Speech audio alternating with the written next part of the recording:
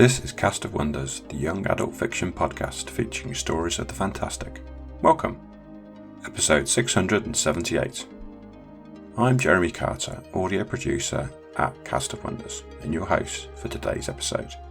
Every year, Cast of Wonders highlights some of our favourite episodes from the previous year. It's a great chance for us to take a bit of a breather and let you, our listeners, catch up on any missed back episodes with new commentary from a different member of the crew. Our story for today is It Grows Back by Grant Collier, which was first published as Cast of Wonders 662 in October 2025. Grant Collier sometimes writes short fiction, usually of the speculative variety. He'd been published once before in Clarkesworld.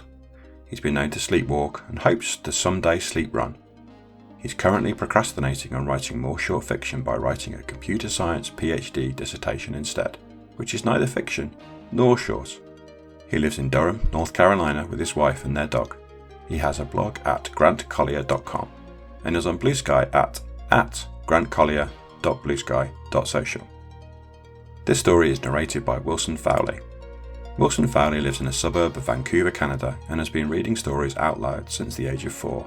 He credits any talent he has in this area to his parents, who are both excellent at reading aloud. He started narrating stories for more than just his own family in late 2008. When he narrated his first story at Podcastle. Since then, he's gone on to read dozens of stories for escape artists and other fiction podcasts all over the web. He does all this narrating when not narrating corporate videos and acting in local theatre productions. Content warning on this episode: broken bones, body horror, monster under the bed. And now, we have a tale to tell.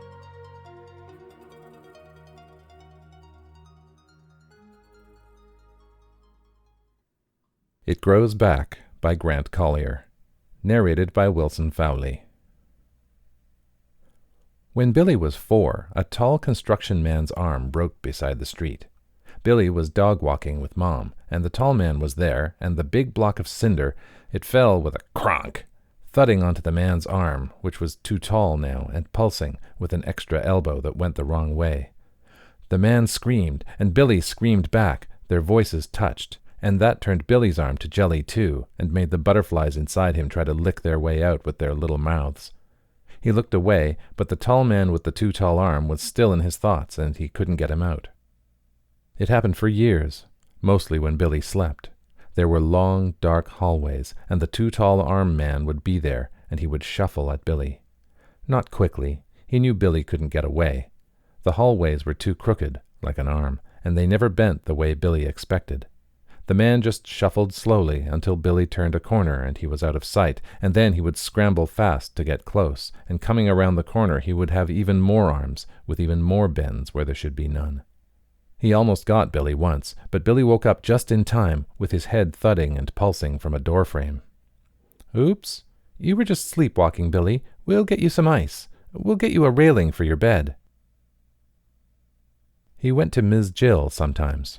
"She's going to help you with your night terrors. She'll help you clear your thoughts, Billy." Ms. Jill was nice enough. She had toys on her shelves, and he could play with them if he answered her questions. Sometimes she asked about the too tall arm man, but stopped when he told her to stop, but she would ask again later from another direction. Ms. Jill taught him meditate. Good for right before going to bed. Meditate was like raking leaves in the yard, clearing thoughts to see what was at the bottom. Billy knew that the bottoms of leaf piles had centipedes. He did not want to look at the bottom. Better to keep it covered than to look. There were 4 of them at the sleepover. Simon, whose house it was, so he got the top bed. Bryson knew a magic trick. Clay was allergic to things, and Billy slept on the floor so he didn't hurt himself wandering in the night. Bryson had them play a game where you close your eyes and imagine walking through a forest to a cabin. You open the door and someone you know is waiting inside. "Who is it?" "My mom," said Simon. "You," said Clay, "of course." Billy didn't walk into his cabin. The door was tilted, leaning toward him, inviting, like it wanted too much for him to walk inside. He felt he knew what waited for him. He turned and walked back into the woods. "Kendra," he said, "from school." Bryson smiled smugly. "That's who you're gonna marry." "Ew," said Simon. "No, it's not," said Clay. "Those are the rules," said Bryson. Billy said nothing. Simon had pretzels, and he threw some under the bed at Bryson hard. Your game doesn't work. Bryson ate one. Does too, he said. Do you see Clay? Simon asked Bryson. When you do it? I already know it, so it doesn't work on me. Simon frowned. That's not fair. If I already know it, then I'll just... I know another game like that, Clay said, but it doesn't always work. Clay didn't speak often, so they all listened. You think about walking down a hallway. At the end of the hallway is a door, and you step out into a room with 4 sides. Each side has a door. Each door has one of us walking through it. What next? Bryson asked. You have to wait and really think about it, Billy said, and Clay nodded. They were all silent for a moment. Billy walked down his hallway quickly, careful not to turn around. The walls were yellow and old, and twisted all wrong, like in dreams. Now, Clay said, each door is different. Focus on them. Say what each door is like. If we focus enough, we'll all be in the same room and see the same doors. Simon, who's to your left? Bryson. You're to my right, Bryson said. Your door is tall and skinny. Is it made of wood? Asked Simon. Yeah, wood, dark wood, like the bedpost. Bryson tapped the bottom of Simon's bed. Clay, you're to my left. I see it too, said Simon. Clay, you don't have a door. You have an archway with pillars. You're right in front of me. Bryson, you have a red door. Does it open in the middle? Yeah, it opens in the middle, Simon laughed. Do you see Clay's pillars? Yeah, they're white, big ones on either side of him. I see them too, said Clay. Billy saw it all, with himself between Simon and Clay, across the room from Bryson. He didn't know if he had seen them quite that way before they said it, but it felt right once it was said. I see it all too, he said, finally. What's my door? It's old, Bryson said. Yellow paint, but it's flaking away. Yeah, I see that, said Simon, and there's a long hallway on the other side. I see that too, said Bryson. Do you see that too, Billy? Asked Clay. What color is your door to you? Billy preferred to look at his friends' doors. He could feel something behind him in the long hallway and didn't want to turn around. He couldn't remember what color his door had been, but yellow felt right. Yeah, it is. This is so cool, said Simon. Clay smiled. Now we can go through each person's door and see what we find. I don't want to do that, said Bryson quickly. It was a cool game, but I'm tired of it. You're just jealous, said Simon, because Clay's game works and your game doesn't. I just don't want to play anymore, said Bryson. Please, Bryson, Clay said. Just go through one door, okay? It doesn't work if you leave halfway through. You said Billy had a hallway, right? Let's just look down Billy's hallway. I'm done playing too, said Billy. Bryson stared at him intently. Me 3, said Simon. Let's stop. Simon, you were on my side. You can walk down Billy's hall, said Simon. I'm done. Fine, said Clay, and they all laid there in silence in the dim light of the nightlight. Billy felt relieved that he could stop imagining, but he didn't like that they had stopped talking. That meant sleep, and sleep meant more imagining. After a while, Bryson spoke up. You saw it too. I don't know, said Simon. Yes. Saw what? Asked Clay. There's something in Billy's hall. No one spoke after that. Everyone seemed to be waiting for someone else to speak. Maybe Billy, but he was not going to talk about it. He didn't even want to think about it. It shivered him like a breath on the back of his neck, like a breath. Eventually they all slept. Clay first, then Simon, then Bryson, then Billy last of all. Grandma had a couch with good pillows for forts, big, sturdy, and she made cookies, and she was wise. She taught him to always pray before meals.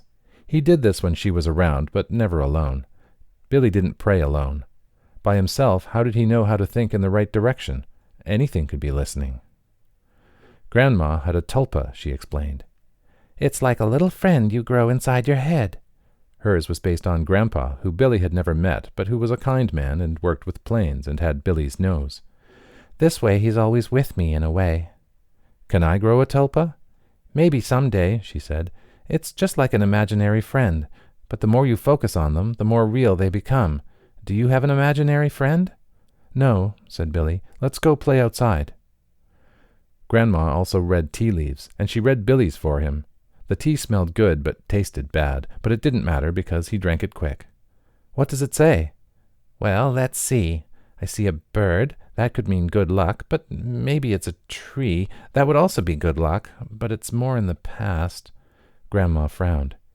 You said you don't have an imaginary friend, Billy? Billy slowly shook his head. Grandma set the tea down, took his hands, and held them in hers. "Look at me," she said, and stared into his eyes. Her face was serious. After a while she looked down and patted his hands. "Oh, Billy." "What is it?" Grandma spoke slowly. She was being careful. "A mind, it's like a garden, Billy. You know my garden? Like that. A big, big garden. Lots of things grow in it. Not all of them things you planted. Some good, and it's important to be careful what you grow in your garden, Billy. Thoughts are like plants. The ones that grow the most are the ones you water." "What's in my tea leaves, Grandma?" She looked him sternly in the eyes. "Your mind. What are you growing in there?" Nothing." "Whatever you're growing, Billy, it's best you stopped." She straightened her back and looked away. "Best not to dwell on it. It's about time you helped me with the dinner, isn't it? You're tall enough to reach the counter now. Do you think you're old enough to use the cheese slicer?" Billy nodded slowly, and they made dinner. "I think we need to get his door a lock for the nights." "He's an anxious kid. That would just scare him more." "The railing doesn't work. There's hardwood floor at the bottom of those stairs, Al, and it's only a matter of time. Hey, Billy!" And so Billy got a lock on his room door from the outside. Billy didn't like the lock. It kept him in with the closet door that never shut all the way, and the dresser that grew and hung over him, ready to fall, and the dappled ceiling that looked like a face, and another face, and that one is staring right at him. But is the closet open even more now? It opened wider whenever he closed his eyes or looked away because it knew. Were the dresser drawers opening too? They seemed to, but closed right before he looked. Open, close, it's in there, moving them around. Sometimes, right before Billy fell asleep, he would hear a voice. Sometimes it would just yell, a brief yell that jolted his eyes awake and then was silent. Other times it was as if he was hearing a conversation, but only one word at a time, just the beginning of a conversation. The voices were only there right as he was about to fall asleep, and they stopped as soon as they startled him awake, like they were waiting. "Hush," he heard one time. "Night time," another. "Breathe." At this last one, he sat up and held his breath. He didn't want to do what the voices said. Field trip. On the bus. Billy sat next to Kendra, who had 3 cats, and who, he had been informed by Bryson, he would marry. They sat up front. Billy liked to sit up front. Sometimes, looking out the back window, he imagined he saw something running behind the bus, following them, hiding behind the trees. The front was further from it, safer. It was raining, and the windshield wipers went back and forth, together at first, in the same direction, but if Billy focused on them for long enough, he could make them do it in opposite directions, in and out, in and out. They stopped at a light. He wondered if it was gaining on the bus. It had grown more arms lately, and they made it faster, he knew. It rolled and tumbled over itself on them like car wash rollers against a car. Thwap, thwap, thwap, thwap, thwap, thwap. "What are you thinking about?" Kendra asked. Billy didn't want to scare Kendra. She was nice. "I'm thinking about what if we held hands." Kendra smiled, and they did, and that was how they became girlfriend and boyfriend. Billy thought Bryson would gloat when he heard, but he did not. "Cool," he just said. He had been quieter lately. It felt like a full minute of screaming and banging against his room door before Mom let him out. "It was here, Mom," he choked, sobs breaking up his speech. "It was with me. You don't understand. Don't trap me in here with it."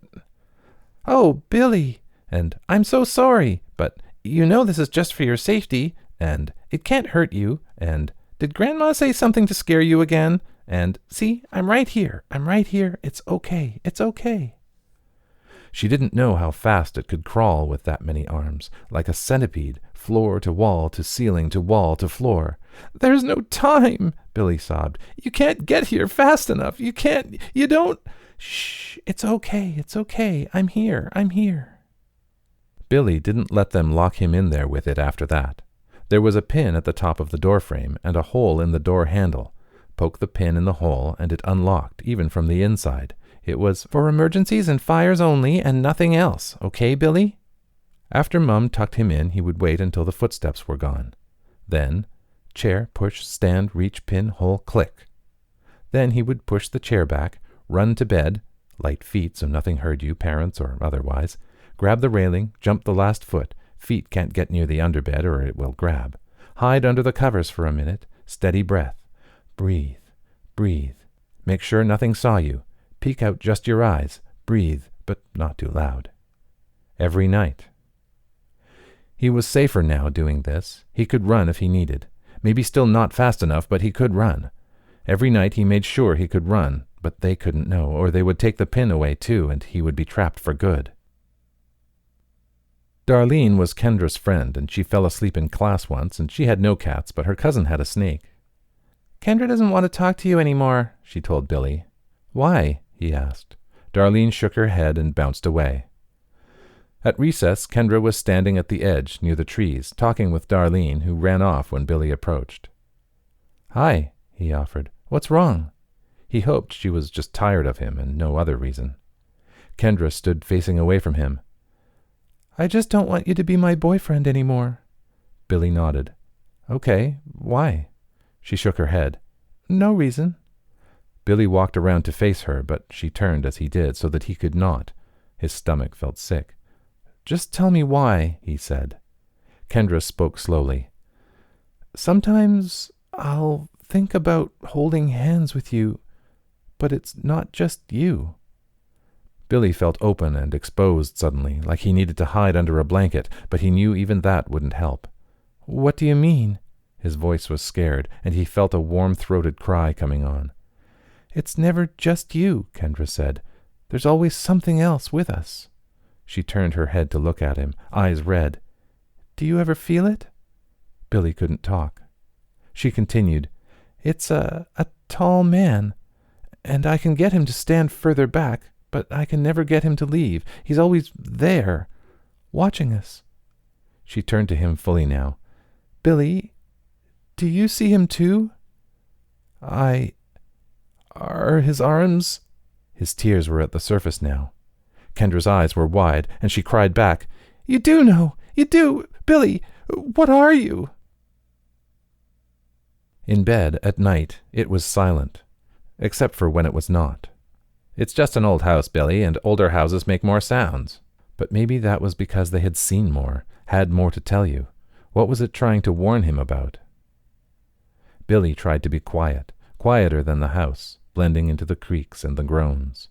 He lowered his breath, too soft to hear, but his heart hit against his ears. Drum, drum, drum, drum. He could not quiet that. His heart and the house and the wind from outside that sometimes got in and tickled the back of his hand unless he tucked it under, they were all telling him something. Tonight was the night when it would come for him. He needed to stay awake, ready to yell, ready to run. It knew that he was ready to run. It knew his mind. It was from his mind, so they knew each other. It knew he was ready to run, but it also knew that he needed to sleep, and he knew that it was patient. He gave up on being quiet. It knew where he was anyway, and drummed his fingers against the side of his leg. Drum, drum, drum, drum, matching his heart. He couldn't fall asleep if he just kept drumming. But then the drumming slowed, till he couldn't feel it against his leg anymore, and he almost didn't catch himself until he did, and his eyes fluttered open again, ready to yell, ready to run. "It's not going to get me." He dug his fingers into his leg until it hurt. He couldn't fall asleep as long as it hurt. But then his grip faded, until the hurt was just left over from where he had once been gripping his leg. He lost his focus, and when he came back into focus, it was there, twisted into the dark corner of the ceiling, curled up, head cocked, watching. How long had it been there? Maybe the whole time, folded into the dark, skittering around the corners right before he looked. As long as it was looking at him, he could not yell, he knew, and he could not run. It knew that too.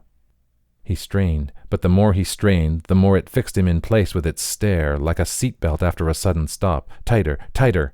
It unfurled as it gazed at him, head fixed in place and body rotating around it. Hundreds of tiny adjustments from its hands on the walls and ceiling went pitter-patter. The hands and elbows made erratic jerks, but the body itself moved smoothly, slowly, towards him. It didn't just have him, it had his bed, too, and as it moved to the ceiling directly above him, the railings around the bed shot up to envelop it, trapping him in with it, unable to run even if he could move, door blocked off. It was a hallway now, but with a back wall where his bed had been and Billy glued to it. Dead end, and it was writhing in the hallway, shuffling slowly towards him, blocking him in at the dead end, dead... Breathe. Clear the leaves. His arm broke free. It had gotten too excited, distracted. The seatbelts had loosened, and now his other arm was free, and his legs, and he ran the only direction he could. Towards it. He ran under it, ducking, and the arms, tiny arms, and they brushed against his face and through his hair like spiders, slowed him down. He was running so slow, and they were joining with each other now, elbows on elbows, braided together, holding hands, arms forming into an arm, and it was reaching for him. But it was too tangled up in itself, and he was past now, and it writhed like a centipede when you lifted the leaves up, screeched like a construction man with a cinder block through his arm, and he didn't look, but he could feel it twisting around, coming for him.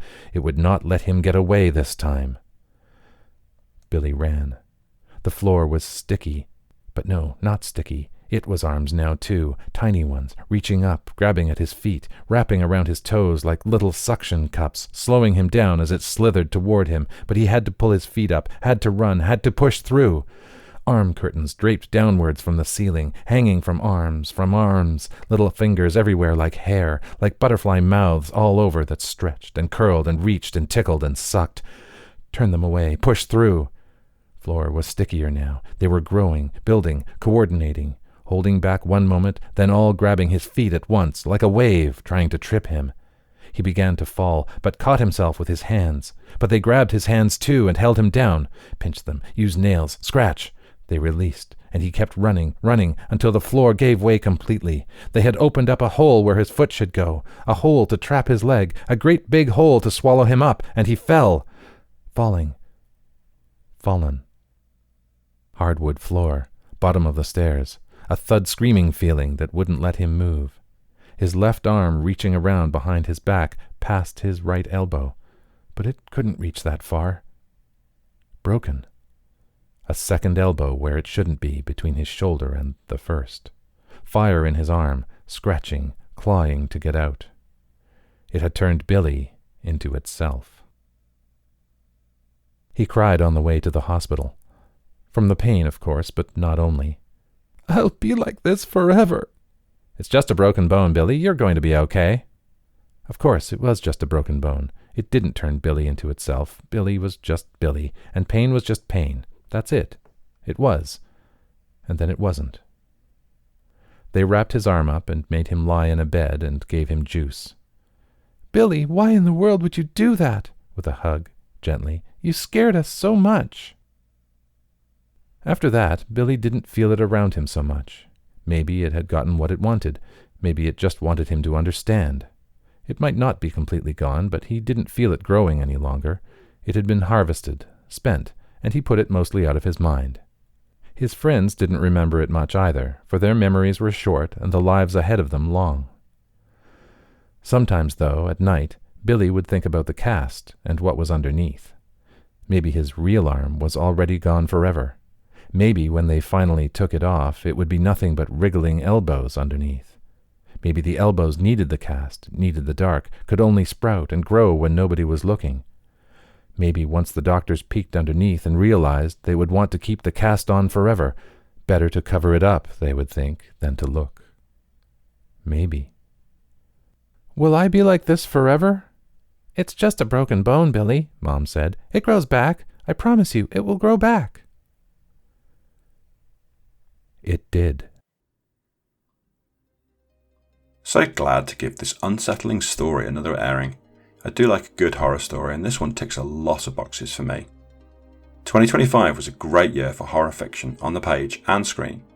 Here's to a 2026 with more great fictional horror and much less real-world horrors. Join us again soon. We love bringing you the best audio fiction week after week, but we can't do it without your support. Your donations pay our authors, our narrators, our servers and our staff. Please consider supporting us with a monthly donation through either PayPal or Patreon. You can also review us on Apple Podcasts, request us on Spotify, and consider the stories we publish for award consideration. there are lots of ways you can help. You can join the discussion on the EA Discord and visit us on Blue Sky at castofwonders.org. Come say hello. Cast of Wonders is brought to you by editor Catherine Inskip, assistant editors Alicia Caparasso and Amy Brennan, associate editors Rebecca Arn, Tanya Adelit, Kit Kalestow, Cup Hercob, Audrey Droy, Becca Miles, Ray O, Samuel Poots, Emma Smales, Denise Siddell, Eleanor Wall, Rin Yi, and Angela Zazueta. Our audio producers are Jeremy Carter and Andrew Jack. Cast of Wonders is part of the Escape Artists Foundation, a 501c3 non-profit, and this episode is distributed under the Creative Commons Attribution Non-Commercial No Derivatives 4.0 International License. That means you can download or listen to the episode on any device you like, but you can't change it or sell it. Our theme music is Appeal to Heavens by Alexei Nov, available from Promo DJ or his Facebook page. Thank you for listening.